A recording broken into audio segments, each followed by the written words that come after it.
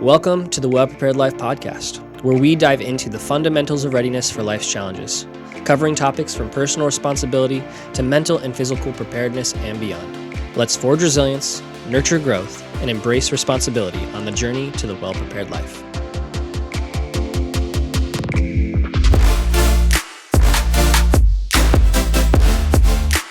Hey, welcome to episode 4 of the Well Prepared Life podcast, where we have the opportunity to join you and us as we figure out what it looks like to forge resilience, nurture growth, and embrace responsibility in our lives. I'm Nathan. And I'm Kyle. And today's podcast, we're going to talk about what it looks like in this idea of ownership, and specifically self-ownership and personal responsibility, and what that means as we enter into life. So it's like, Kyle, what are your initial thoughts as you hear those words, personal responsibility, self-ownership? What comes to mind? Self-ownership, I think we talked about the first episode, just being responsible for your own actions. You are your own person. You can react in certain ways, but nobody's making you do anything. That's what comes to mind there. How about you? Yeah. This idea of we are responsible for ourselves and no one else is. Yeah.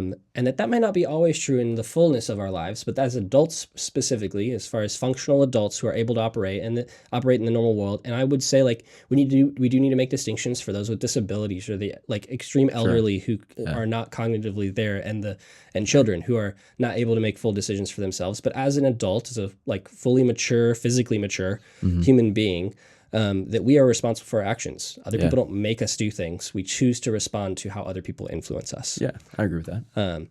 And so, as we briefly alluded to there, one of the times that in our life when it's we're not as responsible is the idea of childhood. Mm-hmm. And so what are some of the things that why is it different being a child under parents than it is as an adult? What are some of those differences that you see? There's so many more dependencies. We have to come up with food as an adult, or as a kid, you just get food given to you kind of thing. We're not able to, legally, we're not at the age of adulthood to make decisions on our own. We can't live on our own. There's I think that's a big one. Yeah. I guess teenage versus preteen is a little bit different. And that's where it's the thing that's interesting about parenthood and children, especially I'm thinking about this a lot, as just recently had my first, and she's 9 weeks old now, and it's wild how it's how much she's grown already, and how it's she's moving more, but she still is she can't do anything for herself. Right. And so the amount of control and responsibility that I have for her life is a lot. Yeah. Because she can't take care of herself.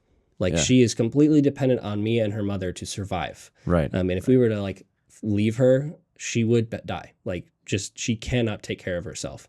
Yeah. And so just by the nature of that, there is an element where it's children do fall under the responsibility of their parents or guardians. Okay. Right. And so I think that's important as we say, okay, there is a gradient as far as a change to responsibility in our lives, but that there's a time when we take ownership of that. Mm-hmm. One of the things I do want to make a note of is there's this idea of, and we'll talk more about this later, but the idea of autonomy versus responsibility, where it's we have the right to do whatever we want versus we are responsible for our life, and we are responsible for the choices that we make. Mm-hmm. And I think one of the things that is important, and most parents would know this instinctively, there are some that struggle with it, but is this idea that parents are responsible for the well-being and care of their children. Mm-hmm. They cannot just do whatever they want with their children. Where we see this go wrong is the most extreme cases are the idea of parents exploiting their children for child pornography. This is when it's okay, they are violating their children and the rights that their children do have as individuals and people who are have intrinsic value. Mm-hmm. But it's the parents are responsible for them, and they're breaking that trust and violating that responsibility by treating them that way. Yeah. So there's a difference between responsibility and autonomy of you don't get to do whatever you want with your children, but you do have responsibility to care for them and provide for them and train them and equip them to grow. Yeah. Okay. What's the difference there between responsibility and autonomy? You kind of briefly hit it. Yeah. So the main difference I would say is autonomy is understood as the complete ability for you to do whatever you want. Okay. that we have autonomy. We have the ability to make our own decisions, make our own things. And it's more about ability versus, trying to think of a good way to put this. So autonomy is more about the ability to make a decision, while responsibility is more about like why and how, and like the fact that we are the ones that need to make a decision. Okay. Okay. And so I would say like autonomy deals with like more of the surface level of like freedom and personal responsibility. It's like, yeah, we can do whatever we want. Yeah. But then when you go a layer deeper, it's like, well, should we do whatever we want? So responsibility goes that second layer deeper, going into the should of like, what should we do versus what can we do? Okay. That's how I think I would describe those and So like distinguish them from each other's. Okay. So we should take care of our kids, but we can't just do what we want to willy-nilly with them. Well, it's like can you just forget to feed your kids and do what you want? Sure. Is that what you should do? No. Right. Like as far as like, can you like, I see. Like be a parent who like sets out cereal in the morning and then goes plays video games all day and never talks to your kids? Yeah, you could do that. That is an option, but that is not what good parents do. Right. I'm with you. Okay. That makes sense. And so it's like we have autonomy, but we should like honestly shape that with responsibility. Okay. Okay. So like what is the role of the parent? So we talk about well-being and care, but like go like as far as like growing up, like what is the role of the parent in that more? I would say generally speaking, you're as a parent, and I don't have kids, so I'm eager to hear what you have to say on it. Your goal is to raise the kid up in a way that is benefiting to themselves and benefiting to society. It's like you want them to be a good person, to succeed in life and have as less of a problematic life as they can, because life has problems. Yeah. But if they can avoid some of the problems themselves, that'd be great. And if they can make the world a little bit better of a place, even better. Yeah. That's what I would say. I think that's good. And it's like this idea of training and equipping. Yeah. Are the words that I would use to say like what you just said. You say a lot of what I say in a very small amount of words. That's great. I try to be precise. I'm not always. Yeah. Definitely good at rambling when I want to. Yeah. Okay, so children go through this process of growing up. One of the things that is important is there is a time when a child is no longer a child. And in that time is where the responsibility hopefully has been gradually loosened from the parents, so that it's not just something where it's like parents have full control and then all of a sudden, boom, you're on your own.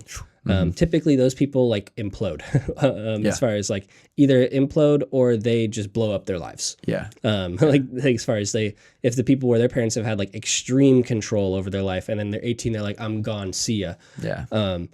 Like that is like not a good way to raise your children. Yeah. And I say that confidently as somebody I haven't had any old children. I do have a young one, and that's something that I just believe is true. Yeah, that's fair. And so like, I think good parenting is kind of this idea of a reverse funnel where it starts out with a lot of control because you have to. Like I have to have full control over my baby's life between me and my wife, because if I don't, she will die. And so it starts out with a lot of control. Like a 3-year-old walking out in the street, you have to be able to pick that 3-year-old up and then keep him from getting hit by a car. That's just a lot of control. Yeah. And so as they grow and develop, it's this idea of like loosening those things. So it's like taking like, okay, I have to completely control everything as a baby, as an infant, even a 1 or 2 year old, because you just can't do anything. Yeah. And then when they get to the part where they're walking, you're like, okay, I don't have to move you anymore. I can tell you to go over there. I can ask you to do things. So you have the physical freedom that expands a little bit. And then as they get to like their early like school age years, they start to come up with their own ideas. And you're like, okay, I can expand this a little bit more. And they have the ability to come up with ideas and build things and find out stuff on their own. Yeah. And I think part of the role of the parent is providing a safe place for them to fail. Yeah, that's good. So that's good. As they encounter various obstacles, you'd be like, yeah, go figure it out. And when they mess up, be like, yeah, come back here and we'll like comfort you and like try again. That's or really have you thought of it this way? Or have you thought of it that way? Yeah. And not just doing everything for them. Yeah. And so you're growing their ability to like think for themselves and make decisions and be a critical thinker until by the time that ideally they're like 17, 18, they're at a spot where they're ready for life and the things that the world can throw at them. And you've opened up that funnel to the point where it's like they don't really ask you, like they maybe ask permission, but you're basically telling them yes every time because hopefully you trust them to behave in a way that you're like, I'd be proud of you for this. Yeah. Okay. I like that. And so with this idea of a reverse funnel, But then it's like, okay, so you move out of your parents' house, or even say you live in your parents' house, but you're 18. Sure. Okay. Excuse me. But yeah, so you're in your parents' house, or you move out, you're 18, and it's like now legally you're an adult. Right. Okay. Legally, you're responsible for the choices that you make. Right. So, and you don't like that, and you're not happy about that because now it's like you can't blame other people. Yeah. Why is it still true that even if you don't like it, that you're responsible for yourself? Yeah. Well, I mean, just talking a little bit about it, we were talking about how you are the only one that can make your own decisions. Like you are the only one that can. Sure, things happen in your life, but you're the only one that can react a certain way, that acts a certain way proactively. Yeah, that's why you are in control of your life. Yeah. So this idea, there's a couple quotes of people that I've read, of like talking about liberty, talking about freedom. This idea that like we as people have the right to have just not only the ability, but the right to make decisions for ourselves. Yeah. And so it's like, as somebody that's a physically mature adult, legally is recognized as an adult, there's this element where it shifts from my parents are the ones who are responsible for me to I am responsible for myself. And the reality is, like you said, I can't hop in your head and make a decision for you. Right. I can influence you. I can try to convince you and sway you and lots of pressure. I can and try to intimidate you into making a decision, but I can't actually make that decision for you. Charm, charisma. Yeah. And so because of that, we then turn into this place of like where we got to like think about, okay, so now that you are responsible as an adult, as an 18-year-old and older, what does that mean? Okay. What is personal responsibility? And so there's these topics. This guy named John Thrasher wrote an article basically talking about personal sovereignty and talking about this idea of self-ownership as it relates to the idea of personal sovereignty. And he defines this in a way that I think is like really helpful. The three terms he uses are bodily jurisdiction, self-determination, and consent. So consent is something that's a hot word. People talk about that a lot. That's pretty familiar. Yeah. But then we get into like bodily jurisdiction and things like that. So like I would like to describe like kind of what bodily jurisdiction is according to his article, and then like expand on that a little bit. Okay. But basically the idea is like each person has the right to oversee and control their bodies. Okay. Now this is like, he equates it to a ruler or a king in a land. So this does not mean that you get to like reverse your blood flow or like control your heart rate fully. Right. Now you can influence that and do things for that, but like I can't just be like muscles grow. Right. Like, and that doesn't happen. So I don't control my body in the same way that a king couldn't reverse a river of a land that he is in charge of. Right. And so it's the idea of like, but I am in charge of like what happens to it. Okay.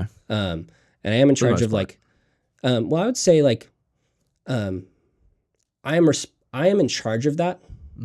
And I have a sovereignty over it in the sense of I'm the one that's supposed to make decisions about what happens to my body. Yeah, that's good. Okay. So that's what I would say. Yeah.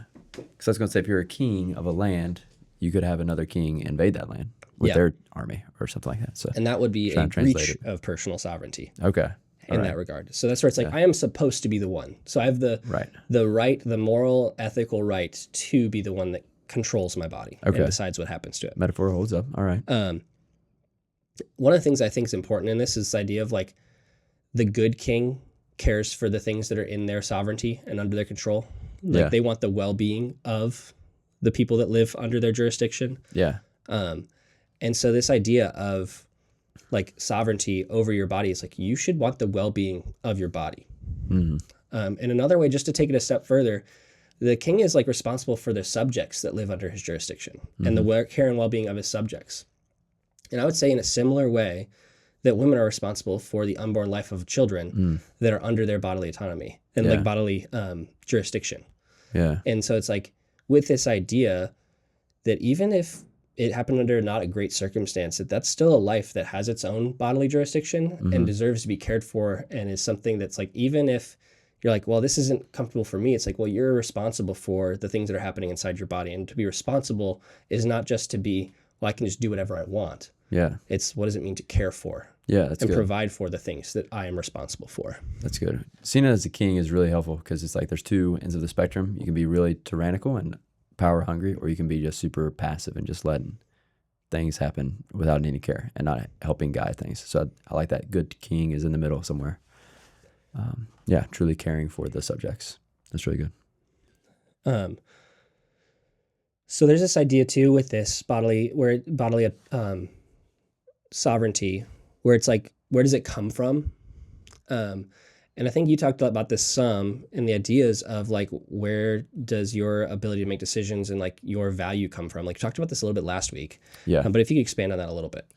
Like the worldview of like where we see. Yeah. So this is how we also see worldview things. dependent. We want to be honest with that as far as like what you believe, as far as where did we come from and why are we here, Right. determines how we value ourselves as people. Exactly. But yeah, so like our worldview is a biblical worldview. Right. And so from that worldview, it's like, what are like the key things that like distinguish us from like even animals, but also like as like, why do we have our own like bodily sovereignty? Yeah. So we believe that that there is a God and he has a good way of living that he's for his creation. He's created us, so he has an instruction book, if you will, for how to live life the best way. So we try to live our lives and pursue that. I guess try to attain that goal, that objective of living his way. We're not going to be perfect. We're not going to get it all right all the time, but if we can get a little bit better each day, kind of work towards that goal. I think that's what you're trying. Yeah, that's how we're like how we live life. But where does our value come from? Okay, the value comes from. Yeah. Yeah. As far as why does it matter that we have bodily jurisdiction? Like if we were just any other animal, or we were just a plant or just a group of cells, it's like, well, why do we have specific value? Right. There's something inside of us. There's like a consciousness inside of us that we have like a unique, I don't know, it's just different. It's just a unique spirit, if you will. Just like that that's living for something. And we need a purpose. We can either choose to follow one way or another way. And we as Christians choose to follow God and his way, or you can follow the world and the career. You can follow having lots of money. But we just there's something that we have a purpose for something, and that's just in our spirit as humans. Yeah. No, I agree with that. As far as like we are made distinctly, like we believe as Christians that we're made distinct from other parts of creation, from other animals. Right. One of the ways of putting this is like we're an image bearer of God. Yeah. That like as humans, we bear the image of God. That something about us and our like intrinsic value comes from how we have been designed. That's good. That's good. Internally. Yeah. So kind of going back to the children philosophy, as children grow, they gain the ability to start making decisions for themselves at an early age. And so like, you have this idea of like self-determination is that second point. And so self-determination is this idea of you get to decide your course. Now children don't, not fully. Yeah. And that really is like, again, going back to that funnel. Yeah. Of like parents will like really control like what things their kids can and can't do, but it's like as they get older, like, hey, Billy, what do you want to do? And like giving that option of self-determination to their children, and then by the time that they're like leaving for school or like getting out of the house, they're at a spot where they're like, oh no, like you are choosing your path in life. And so that's like another big point that he makes is that, and it's again going back to like the what is supposed to happen, the right that we have, recognizing that it has been violated at times in history, but that individuals have the right to self-determination, to decide their course in life, to decide how they want to live, decide where they want to go. But recognizing that like slavery is a good example where that was like that was a right that was violated. Yeah. If you're like a slave to somebody, they are choosing where you get to go in the morning and what you do and what you get to like pursue. They still don't control your decisions in the sense of like what you think and how you act and like how you respond to what happens around you. But they decide pretty much like everything else. And so from that, it's violating both the principles of self-determination and of consent. Yeah. And so I think that's important to know that like these things are ideals to be aspired towards and sought after, and what we believe are like the actual like things that human beings should hold to. But we recognize that doesn't always play out as it should. Yeah. Yeah, that's good.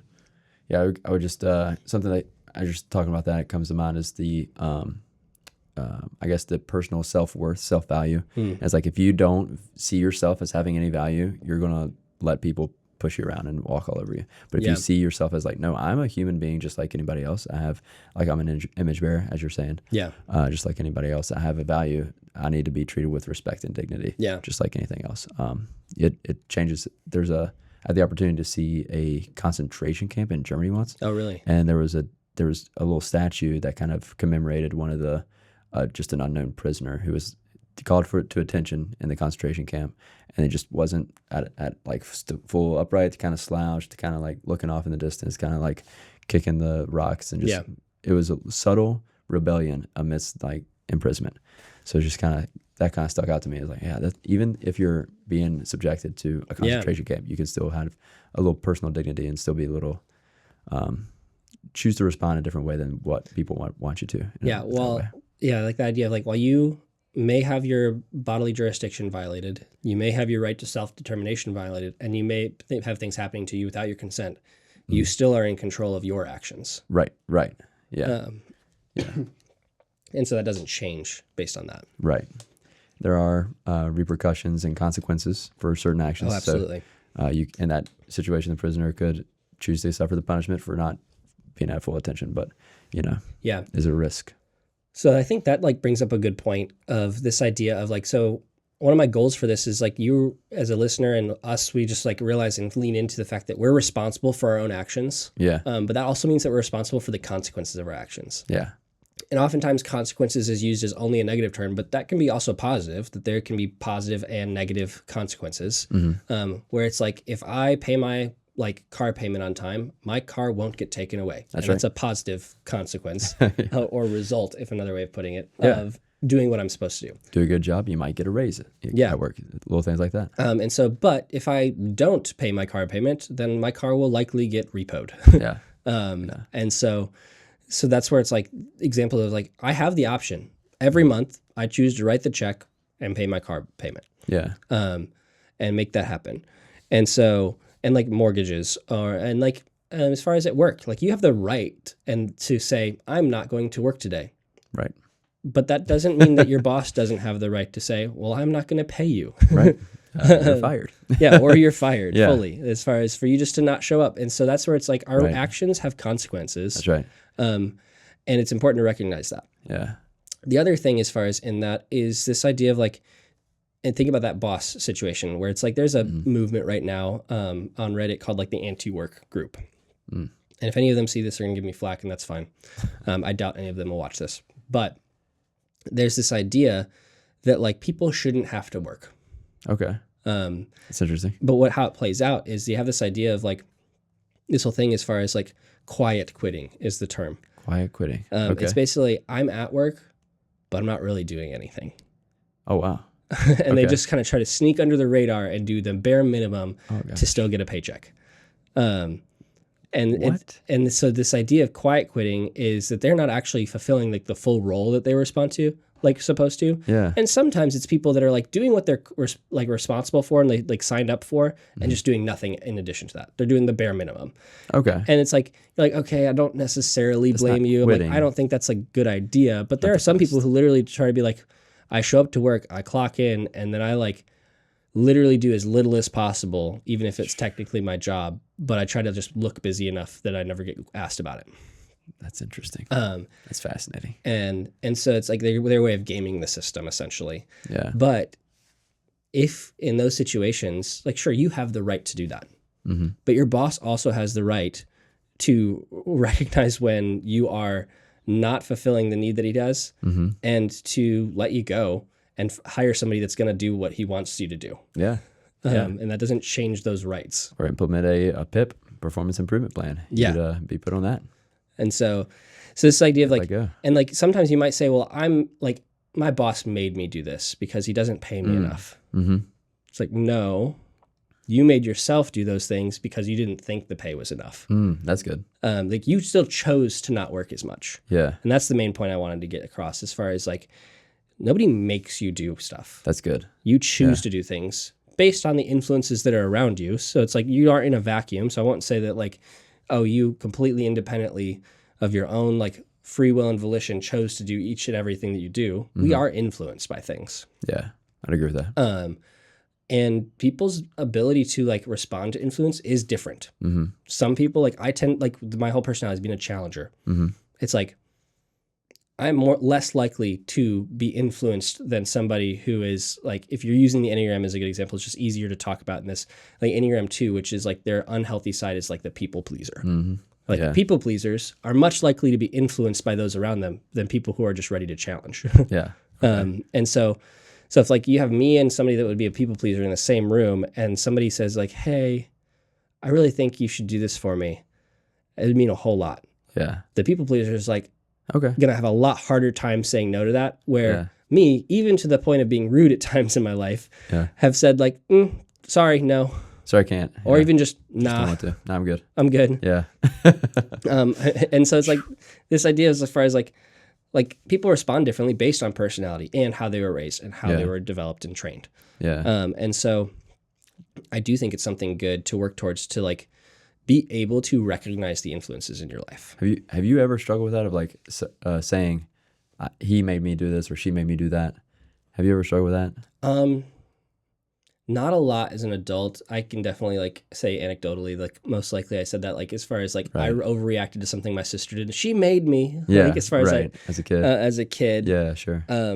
As like everybody would. Yeah. Even in fights with like, I don't know, with adults. I guess not fights, but conflict, disagreements. I don't know that it's been as black and white as like they made me or this, but I think there have been times where I have like overreacted to a situation. Because like here's the other part that's like I have to recognize for myself is like we all have emotions. Yeah. But we do have a choice in how you respond to those emotions. Yeah. And so if I have like negative emotions of sadness and anger and I lash out at somebody, that's on me. Like as far as like I might be angry, I might be frustrated, but where it shows up for me is like I can think of one example of like somebody did something that I just thought was the stupidest thing. Like I was sick. I was like living overseas at the time. We had limited internet access at this place that I was at. And I was with like a group of people, about like a little less than 10 of us.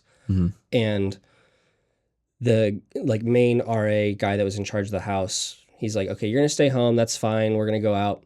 And then like our internet time window came up. It was like from like 6 to 10 p.m. or something like that, where you could call home, because I was in Thailand at that point. And because I wasn't with the group and the rest of the group didn't have access to the internet because they were gone, he took the power cord to the internet, to the Wi-Fi router with him. So I also couldn't have internet access to the group internet. That was a choice he made that I think was a stupid one. Yeah. But the choice I made in that moment was, instead of to recognize that sucks, and I'm frustrated and angry because I don't get to talk to my girlfriend, and I don't get to like watch a TV show, and be like, that sucks. Okay, what else can I do to like be productive or be okay in this? And I'm also sick, so like I'm not functioning at 100% either. Right. So there's a lot of external circumstances, but my response was to yell, like and like call out one of like the leaders of the program over, and just to rant and yell to him about this guy for like an hour. Okay. And so I chose to do that. Right. But in the moment, I would have said like, he made me do this. Like there's no like this is a rational response to the situation is to be completely upset. When it's like, no, the mature response is to recognize when things suck. Yeah. And to then like figure out like, okay, now how do I like handle this in a way that is like respectful to other people, recognizing I may need to have conflict and like bring that up, but also not just like I was probably saying like terrible things about him as a person. Yeah. Like as far as like, I can't believe he'd do this. What kind of person does that to people? He must hate me. Like as far as like, and just like without knowing those things. Yeah. And so like, while there are more obvious times where like he made me, she made me, there's also less obvious times when it's like somebody did this thing and I reacted in a way. What about like he made you angry? How do you feel about that statement? Because I catch myself saying that a lot. It's like, you made me angry. Or, well, sure. That person made me so sad. Or, you made me so happy. You know, like, you know what I mean? So don't really make me feel that emotion. You sure. So directly cause it. But yeah, so I would actually say like that's a little bit different. Okay. where it's like, because Okay. that's an emotion that we feel and something Not an that we action. experience. Okay. So versus like, he didn't make me yell. Okay. He made me angry, and because I was angry, I yelled.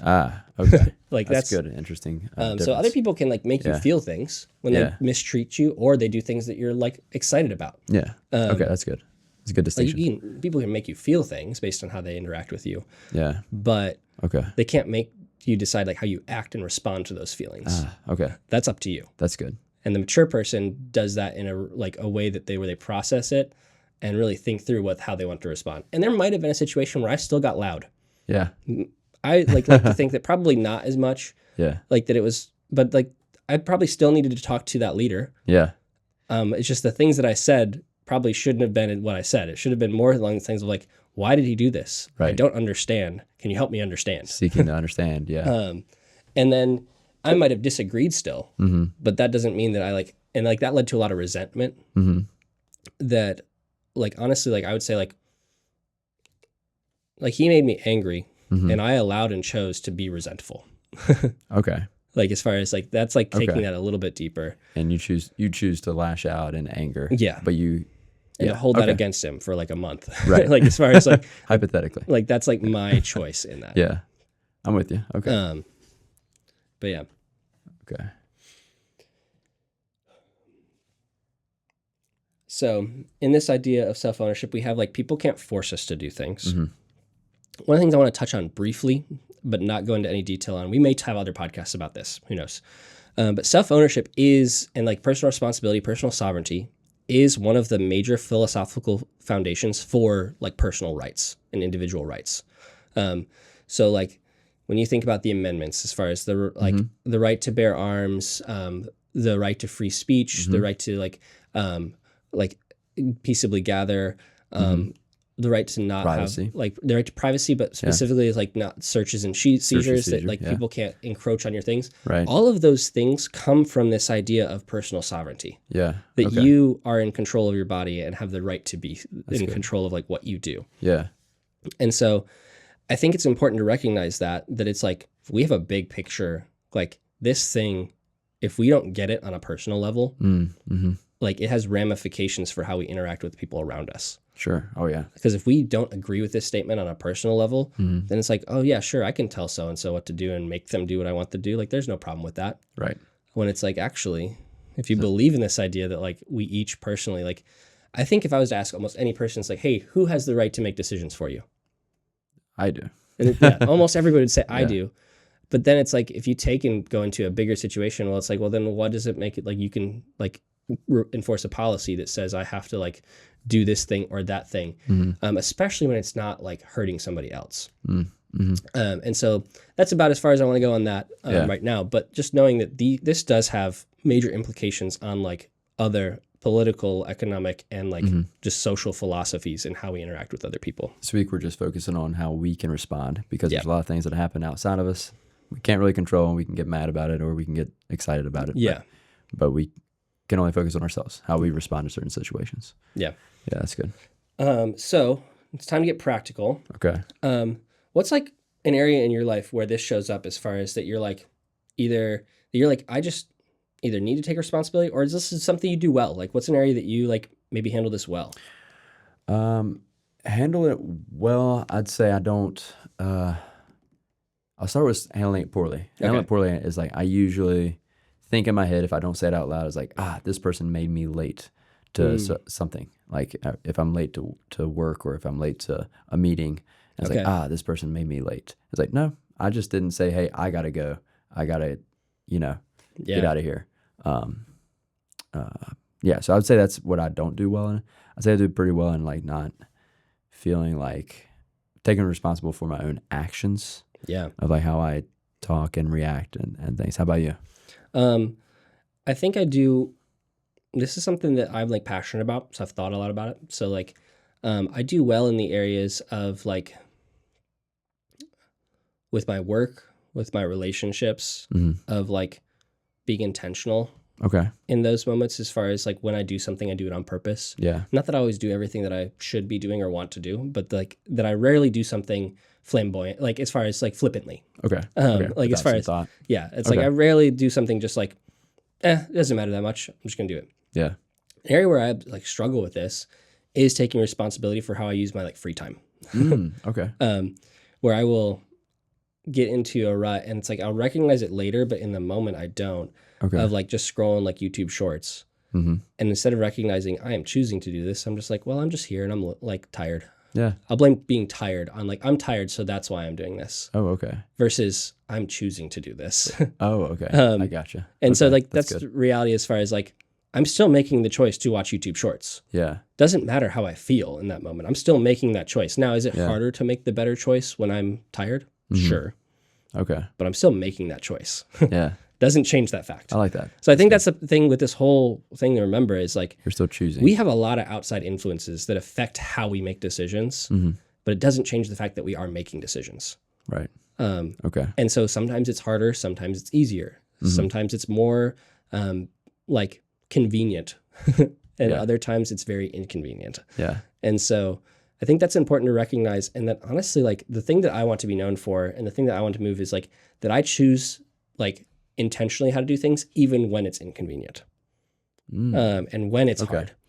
And so like, The important things, I guess. Do what's necessary. yeah. Yeah. Even when it's inconvenient. Well, it's like a good example. Or This do is good like this things. morning, I actually did this an example where I did well. Okay. This morning, my alarm went off at like 5:30 or 5:25.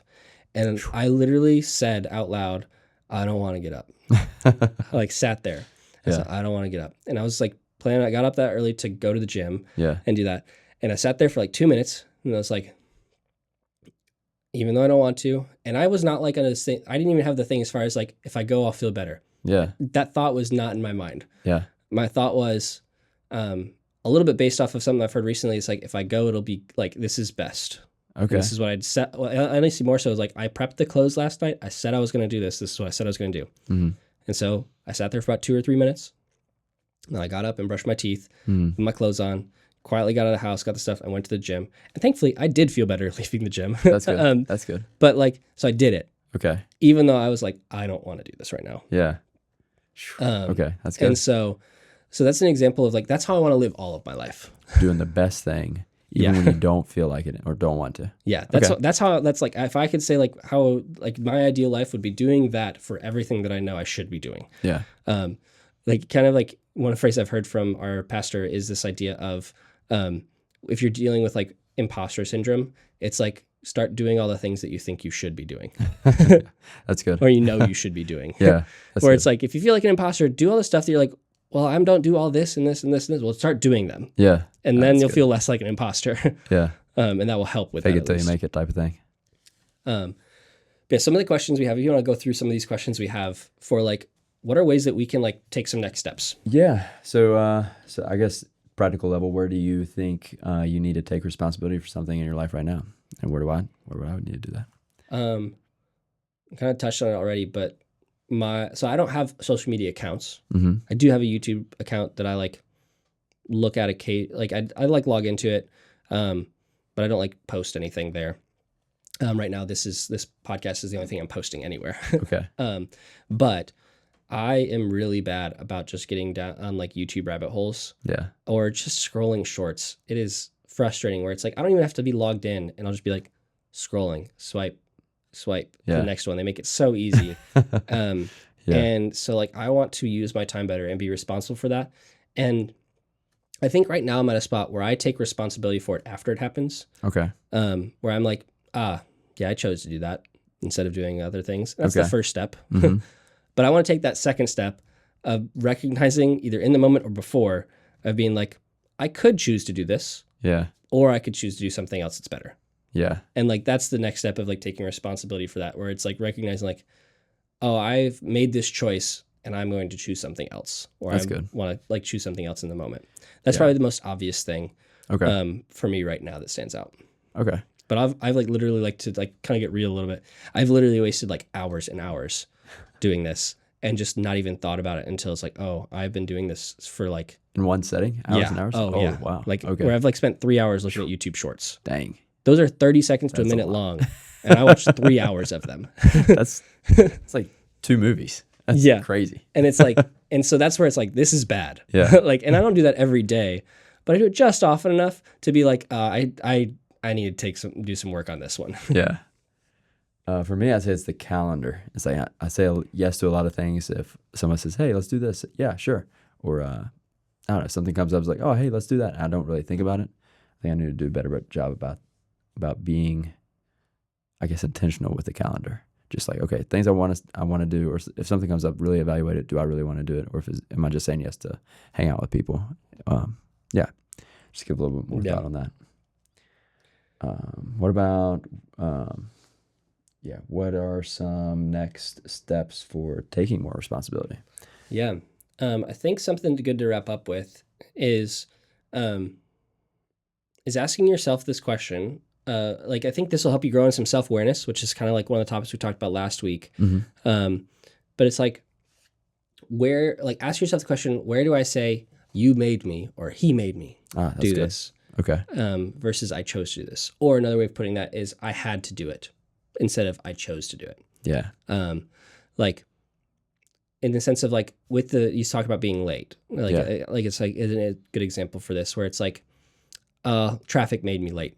Yeah. Right. It's like, well, did you look up how long it was going to be? Did you take the steps necessary to like make traffic so that it was not an issue? Right. And so to be fair, there are occasional times when it's reasonable to say there was a car accident, traffic made me late. Right. Exactly. As far as like there are reasonable times when that is the case, but we need to be honest with ourselves and say that's not the norm. 5 o'clock on a Friday. It's going to be rush hour. Yeah. It's like if you know it's rush hour and you're planning to try to get something, you need to take into account that it's going to be rush hour. Right. That's true. Now, if a rush hour trip that normally takes an hour takes 2 hours, you'd be like, okay, I tried. I left at this time and it still took me this much longer. And it's like, okay, recognizing that. Yeah. But we all have to like be honest with ourselves and say like most of the time, it's not the traffic. Yeah. Most of the time, it's because we didn't leave on time. Right. You didn't plan accordingly. Yeah. Or you looked up what it was at noon or at like 11 a.m. And then you said, it takes 15 minutes at that time. And then you just left with 15 minutes. And it actually took you 35. Like as far as like, but being prepared and being like thinking about those things.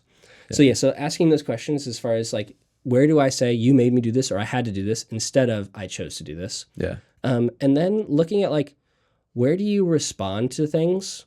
And we'll talk more about this in another podcast too. But where do you like respond to things without understanding why you respond to that thing? As far as like when I was like angry and I like lashed out and like yelled and did that, I didn't take any time to like think through why I was angry, right, or to process that. And sometimes we do need to process with people. Yeah. So I'm not saying that that's always like it's a bad thing to talk about it. Yeah. But I just do want to say, as far as like, it is important. Like what I did was better than waiting and yelling at the guy that did it. Yeah.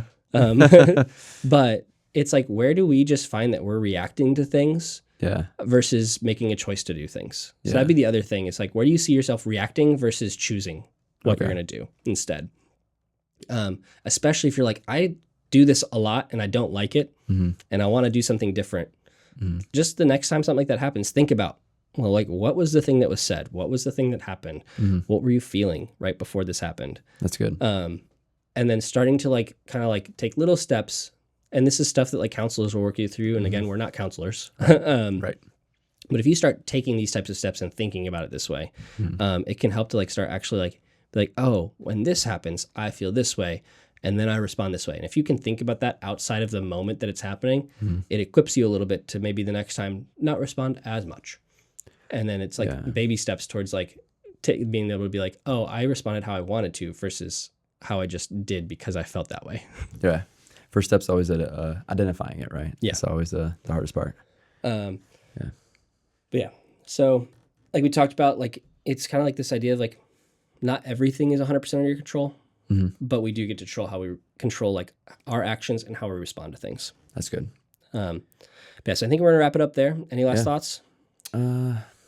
The thing that comes to mind is like you're in a kayak in a river. Okay. You can't control the river, but you can control how you navigate the river. Yeah, and it's still going to affect you. Right. Like you're still going to move with the water. You're not going to just stop when the water keeps running around you. Yep, right. But yeah, you have an effect on what happens. And you can try to go upstream, but it's going to be a challenge. And sometimes you can do it. But yeah. No, that's good. Yeah, that's the best thing I got.